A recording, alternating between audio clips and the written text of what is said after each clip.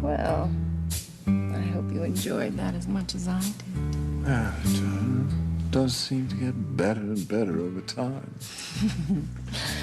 Sort of like a fine old wine.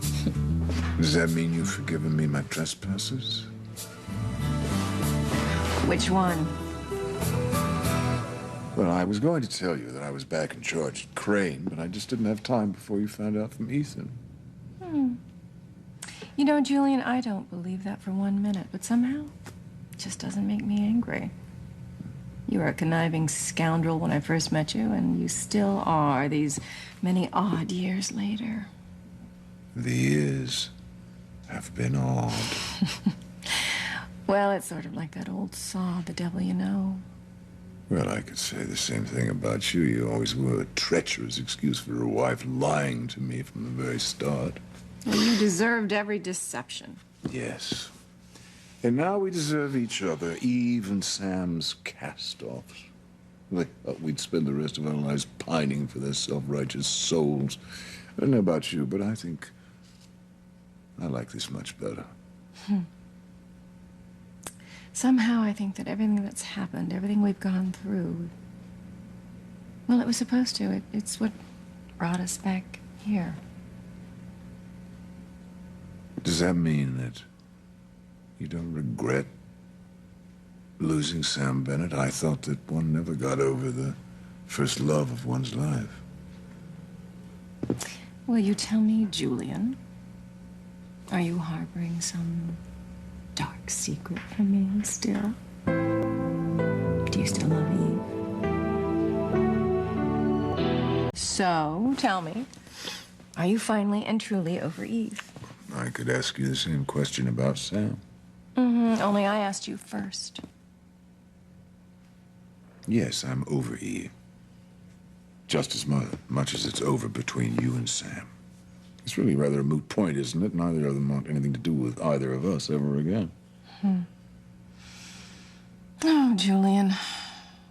Does true love just exist in fairy tales, or just for other people, not for us? Yeah, I'm the wrong man to ask that. I think my relationship with Eve was based more on fantasy than anything real, what I imagined could have been, instead of what really was.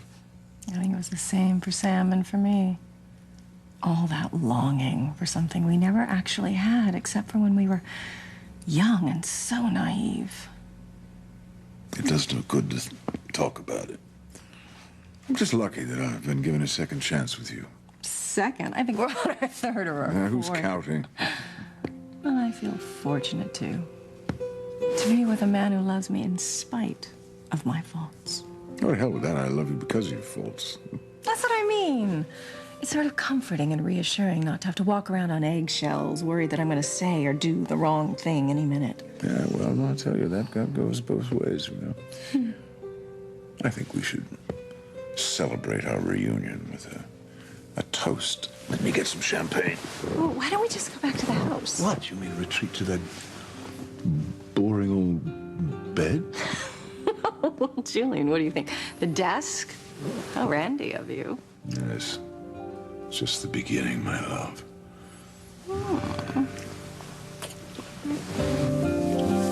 Julian, I mean, what is it with you having sex on the desk? It's like it's some kind of porno flick. Well, we just couldn't wait to get home, if you want to know. Could we, sweetheart? Yes. That's right. You have nothing better to do with your time than to interrupt my private moments? I was under the distinct impression you wanted nothing more to do with me. Yes, well, your impression is correct, Julian. God, you're just disgusting. I don't even know why I'm surprised, because it's obvious that you've always deserved each other, and you still do. Well, thank you, Eve. Thank you, because we're very, very happy, I might add, and in love, aren't we, Julian? You know what? You just stop it, because neither one of you would even know what the word means. Tell her, Julian. Tell her we're in love. Yes. Unlike you, Ivy knows and appreciates the real me. Yeah. The real you? The real you, Julian? Which real you would that be? Is that the man who wants to rule the Crane Empire? Or is that the man who learned every vile, amoral thing that he could from his father? Or no, maybe that's the man who's just so gentle and so vulnerable when he needs to pretend to be. Enough! Oh, I could tell you about so many different Julians. But I can see that you're very busy, and I've frankly seen quite enough. So, have a nice life. You're just two sewer rats in couture clothing. Wait a minute, surely you didn't come in here just to flaunt your high moral values in our faces. No, as a matter of fact, Julian, I came in here for other business. Our son. What? Yeah. Oh, you know, I was under the mistaken impression that if it was important to me, that it might be important to you. Well, yes, what have you found out? No, Julian, never mind, because you know what? I don't really feel like sharing right now. Yes, he's my son too. I want to know. All right. Our son contacted Valerie, and he wants to meet with us. Don't get dressed because of me. I'm not staying. Well, you're not leaving either, not until you tell me what Valerie told you. He just said that he wanted to see us. I mean, after all, Julian, we are his birth parents. And after all, he was stolen from me the night that he was born. But I see that you have so many more important things to do, so I will just tell Valerie to tell him that you've just got too many important things on your plate. No, he's my son, and I want to see him as much as you do. Well, maybe I don't want him to see you. Hasn't he had enough disappointment in his life, Julian? Does he really need to find out that his birth father is a sleazebag? I think it's better that he never find out. It's better that he have any other man in the world as a role model. And if he takes after you in any fashion, well, God help him.